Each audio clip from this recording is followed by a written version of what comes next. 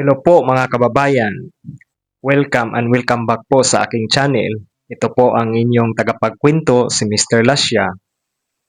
Bago natin po simulan ang ating kwento, kung mahilig ka sa mga kwentong kakaiba, madilim at misteryoso, huwag po ninyong kalimutan na mag-subscribe at i-on ang all notification bell para po sa mga bago ko pong video. At huwag na nating patagalin pa at simulan na natin ang ating kwento. Noong November 1999, mayroon daw nangyayari doon sa lungsod ng Edinburgh, Scotland. Doon mismo sa Greyfriars Kirkyard Cemetery. At ayon sa mga residente doon, mayroon daw umanong nangyayari sa loob. At minsan daw, doon sa loob, mayroon daw nanghihila, nanunulak, nangangalmot at minsan daw pinapaso sila. At itong balita na to, hindi lang kumalat sa kanilang lugar. Kumalat din ito sa dyaryo, sa telebisyon at umabot ito sa ibang panig pa ng mundo. At ayon sa mga residente doon, tuwing pumapasok daw sila doon sa sementeryong iyon, mayroon daw silang nararamdaman na kakaiba at mabigat sa kanilang katawan.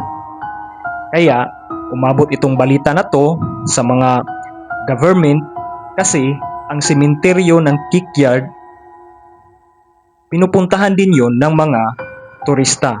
Kasi doon din nakalibing ang mga sikat na mga opisyal dati sa 1600 to 1800 century. At yun, naalarma sila, kaya nag-hire sila ng isang marunong mag-exorcism at sa psychic. Kaya, hinihire nila si Reverend Colin Grant. At hindi lang si Reverend ang kinuha nila, kumuha din sila ng isang journalist at photographer.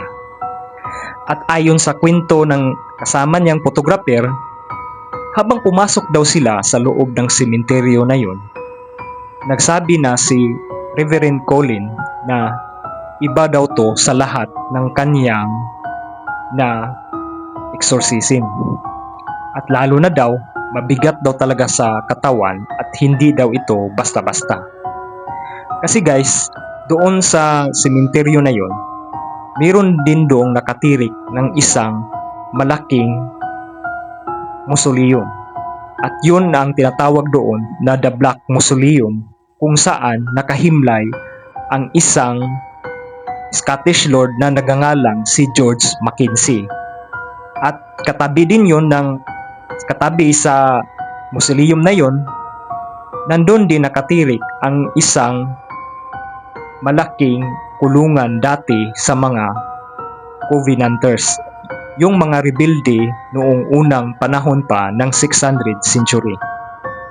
At ayon sa history, yung mga Covenanters daw doon na kinulong, yun daw yun ang mga biktima ng pamumuno ni George Mackenzie. At ayon pa sa historian, noong namumuno daw si George Mackenzie, siya daw ang inatasan ng hari ng England na magparusa sa mga rebuilding Covenanters. Kasi guys, yung Covenanters, yun yung mga rebuilding hindi sumusunod sa patakaran ng hari at ng panrelihiyon doon sa Scotland. Kaya ginugutom sila doon sa bilanggo ni George Mackenzie, hindi pinapakain hanggang sa mamatay.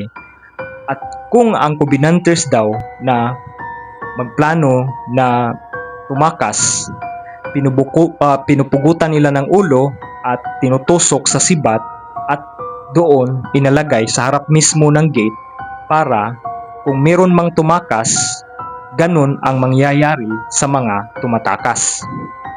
At balik tayo sa story. At nung papalapit na daw sila doon mismo sa kulungan ng Covenanters, iba daw yung nararamdaman ni Reverend Colin. At ang sabi pa, meron daw siyang nakikita ng mga kaluluwa, hindi lang isa o dalawa, napakarami doon mismo sa kulungan na yun. Kaya ang ginawa ni Reverend Colin, nagritual siya doon, nag-ano ng mga bindita, at habang nagritual siya doon, nakita siya ng kasama ng journalist na parang hinihingal si Reverend Colin. Yung parang nanghihina siya at napaupo. Kaya pinuntahan siya ng journalist at ang sabi ng journalist, Reverend, okay ka lang ba? At itong si Reverend nagsabi na napalaya daw niya yung 200 na mga kaluluwa pero marami pa daw talagang hindi pa nakalaya. Kaya sabi ng journalist na nakausap niya, magpahinga muna tayo, saka na lang natin i-continue yung pag-ritual. At noong pagkasabi ng journalist na ganun, bigla-biglang tumayo si Father Colin at nagsabi na meron pa akong konting lakas, kailangan ko tong tapusin. At ang sabi pa niya, kailangan kong pumunta doon mismo sa harap ng libingan ni George Mackenzie. Kasi daw guys, nandoon daw din ang kaluluwa na mamalagi ni George Mackenzie. At nung napunta na sila doon mismo sa harap ng Black Mausoleum, nagtirik si Reverend Colin ng mga kandila at nagsimula na siyang magbasa ng mga verse ng Biblia at akmang-akmang itinaas ng photographer yung kamera niya kasi kukunan ng mga imahe sa kanilang mga ginagawa. At nung i-flash ng photographer para kumuha ng imahe, biglang bumagsak sa lupa si Reverend Colin.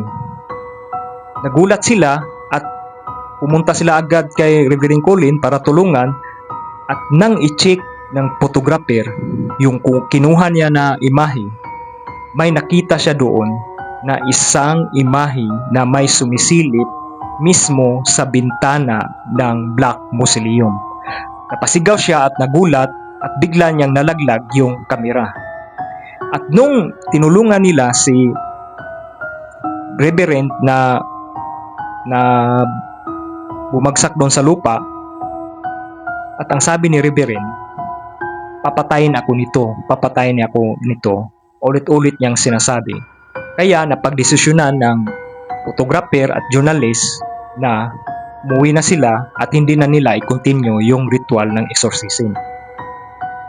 At lumipas ang mga ilang linggo, ilang araw, biglang namatay si Reverend Colin Grant.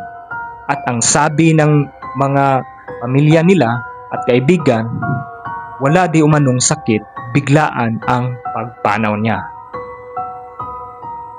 At noong tingnan yung kinuha na image ng photographer, yung may sumilip doon sa bintana, ang sabi ng mga paranormal expert, yun daw yon ang kaluluwa ni George Mackenzie.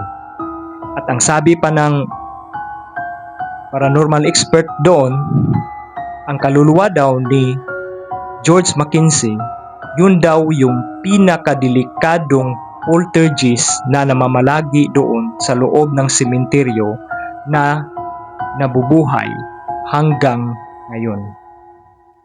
Guys, hanggang dito lang yung kwento natin. Sana nag-enjoy kayo at hanggang sa muli. Good night.